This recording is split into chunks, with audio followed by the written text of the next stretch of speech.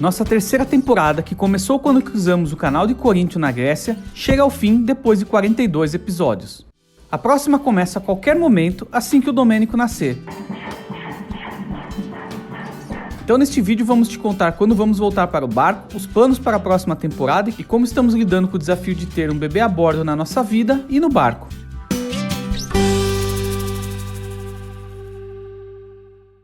Chegamos em Curitiba, onde nós vamos ter a nossa última palestra, e São Chico foi maravilhoso. Muito obrigada a todos os organizadores aí do Desafio Solar. Foi uma experiência muito bacana, a gente amou. E é isso aí, bora pra última. Com mais de 100 pessoas presentes, fechamos o ciclo de palestra e o nosso tour pelo sul. Acabou! A gente tá aqui no último dia, acabamos de completar Curitiba. Obrigada, Marina, que cuidou de tudo, ela que fez todo o nosso roteiro aí, cuidou de toda a organização de som, cadeira, microfone, lugares, tudo. Obrigada, Marina, foi show. Imagina, eu tenho que agradecer os outros parceiros também, que, nossa, se não fossem eles, se não fossem os amigos do mar, se não fosse toda essa comunidade da náutica, isso tudo também não tinha acontecido. Nossa, foi show. Obrigada a todo mundo que veio, foi muito legal, a gente não esperava, né? Foi muito bacana. Agora Domênico tem que nascer.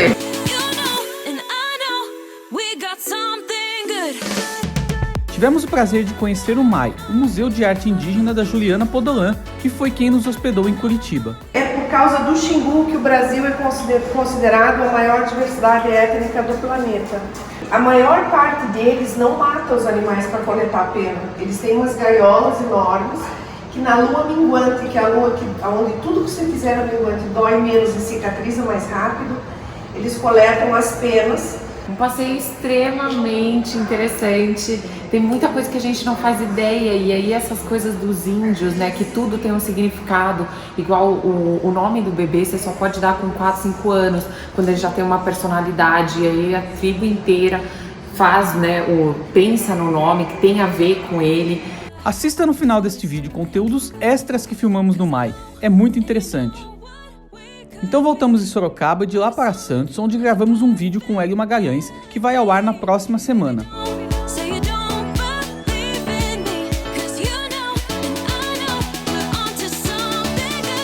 Depois fui dar um curso de como usar aplicativos na navegação, incluindo o Navionics, o Indy e muito mais. Esse curso vai acontecer novamente, só que dessa vez online, no próximo dia 5 de março, às 20 horas. Mais informações na descrição do vídeo ou chama a gente no WhatsApp.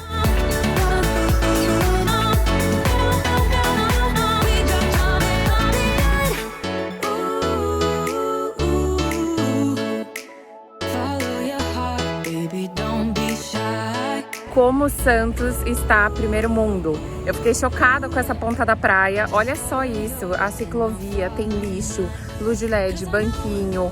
Aqui a calçada tá tipo perfeita. Tá incrível, eu fiquei chocada. Tá melhor que muito país, muito lugar que a gente passa. Então assim, serve como exemplo que dá certo, né? Se o governo quiser, se as pessoas também colaborarem, nosso Brasil ainda tem jeito.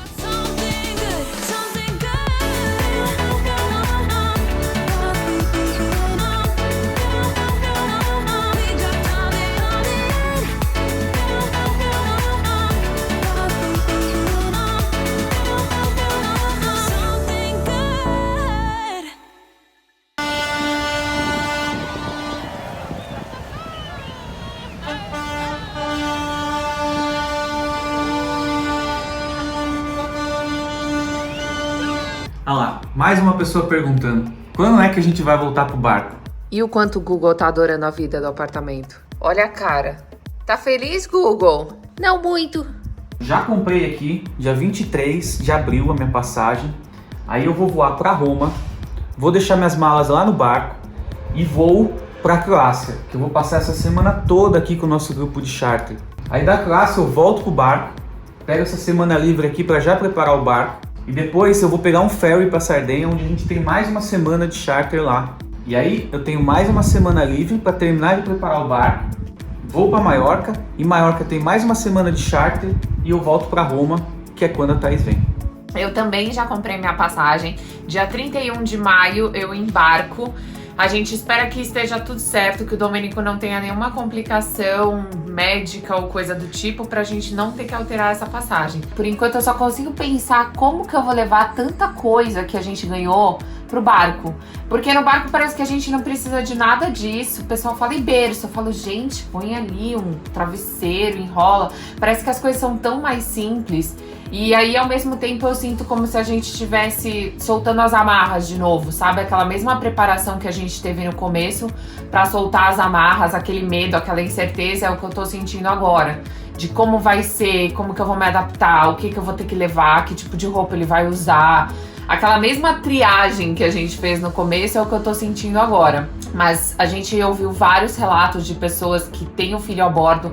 Todas elas falam o quanto é maravilhoso, assim, a criação do filho próximo da natureza, que eles nascem mais independentes, com mais liberdade, eles são mais autossuficientes. Então a gente tá muito positivo de criar um filho a bordo. Eu acho que vai ser uma experiência sensacional e vai ser incrível dividir tudo isso com vocês, principalmente as mães que vão me dar várias dicas aí, porque eu tô perdida. Então, bora arrumar a mala, deixar tudo pronto, que falta muito pouco pra gente voltar pra nossa vida e pro nosso Domênico nascer.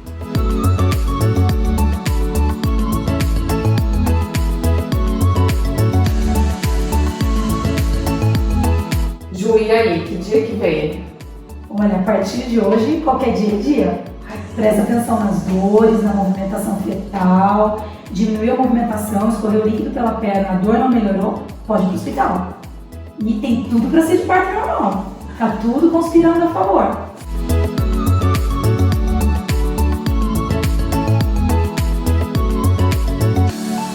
Obrigado pelo carinho e por assistir o vídeo. E não vá embora ainda. Conheça mais sobre os índios e a história do nosso Brasil. O MAI tem 10 anos. Nós somos o primeiro museu privado exclusivo de arte indígena brasileira no Brasil e na América Latina. No Brasil nós temos mais de 250 línguas faladas diariamente, além do português, mais de 350 povos que ainda vivem com hábitos e costumes muito tradicionais. E o principal papel do MAI é mostrar para o povo brasileiro e para o mundo a riqueza e a diversidade da cultura indígena. Quando você tira uma foto aqui, você tem a sensação que você está lá no Xingu. Gente, eles fazem tudo isso à mão, é uma loucura, né? Essa é uma obra de um artista digital que ele fez algumas intervenções, né? Então ele coloca algumas divindades. Para os índios tudo tem deuses, né? Ela é inspirada numa obra xinguana, ela é feita toda de madeira reflorestada e tal. Nessa parede aqui que nós temos algumas das aves, né, brasileiras, essas imagens foram feitas por um artista chamado Daniel Conrad e cedidas pelo Johann Dalgas Frisch, que é um grande pesquisador de aves brasileiras. É por causa do Xingu que o Brasil é considerado a maior diversidade étnica do planeta. Como tudo tem um Deus que cuida da floresta, da mandioca, da água, do peixe, de tudo tem que ter beleza. Então a relação deles com a beleza é uma conexão espiritual.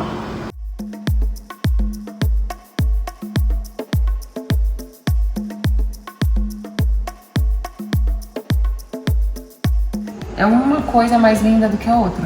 Cocares das mais diversas etnias.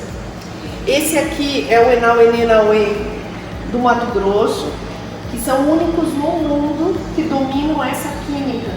Que raspam as costas das rãs, passam outras ervas e dão para o papagaio tomar. E o papagaio bebe aquele líquido e na hora a pena dele tinge de verde para amarelo sem nenhuma mancha no próprio corpo. Nós tivemos um médico aqui no museu que deixou uma relação de medicamentos, de patentes que o Brasil perdeu, todas patentes indígenas.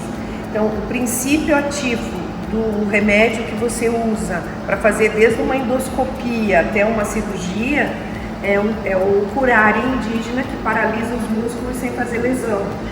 O princípio do omeprazol é uma mandioca selvagem brasileira. A pressão alta é o veneno da jararaca. Então são mais de 40 patentes que o Brasil perdeu já e que são todas todo de conhecimento indígena. Aí a gente tenta mostrar um pouco da diferenciação entre as abelhas nativas brasileiras e as abelhas europeias e africanas. As abelhas brasileiras quase entraram em processo de extinção, algumas até mesmo acabaram entrando. Agora, essa empresa melícola, juntamente com a Prefeitura de Curitiba, está distribuindo essas caixinhas que vocês estão vendo aqui com abelhas nativas do Brasil pelos pontos turísticos aqui da cidade. Então ali no Jardim Botânico, na Rua das Flores, vocês vão encontrar algumas das abelhas nativas do Brasil. E elas têm um tamanho bem reduzido, e elas também não têm ferrão, então não tem nenhum problema delas viverem ali junto com as pessoas, porque elas não oferecem nenhum risco. Então esse é um mel caríssimo. Isso, é o mel da abelha tubuna. Delícia, o mel é tão bom, né? Segundo mel da abelha mandaçaia. Ele também é usado na alta gastronomia, ele lembra até o gosto de limão, até porque varia muito o sabor do mel de acordo com as flores, com as frutas que as abelhas pousam para fazer a polinização. Nossa, ele é bem diferente.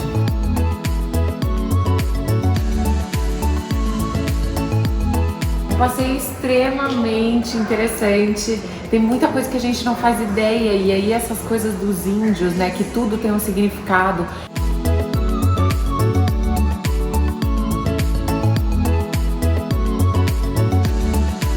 Agora a gente entrou no universo feminino, lá embaixo era, né, toda essa parte de cocar que só os homens usam, e agora a gente vem para o mundo das mulheres.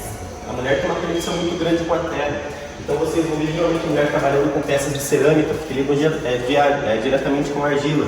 Também peças como a cestaria, são trabalhos onde exige muita experiência, são geralmente as mulheres mais velhas que fazem. A alimentação, a lavoura também são trabalhos das mulheres dentro das aldeias.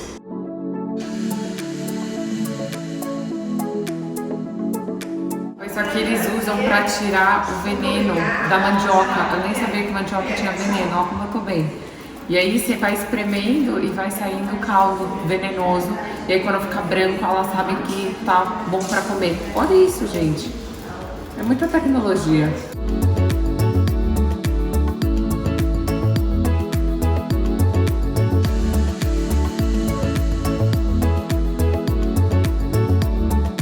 A história do Brasil tem mais de 8.000 anos, porque a brasileira mais velha encontrada foi a Luzia, que está lá no Museu do Rio de Janeiro, que tem 8.000 anos de idade. Então a gente tem que estudar esses povos desde sua origem, não apenas da chegada do homem branco no Brasil.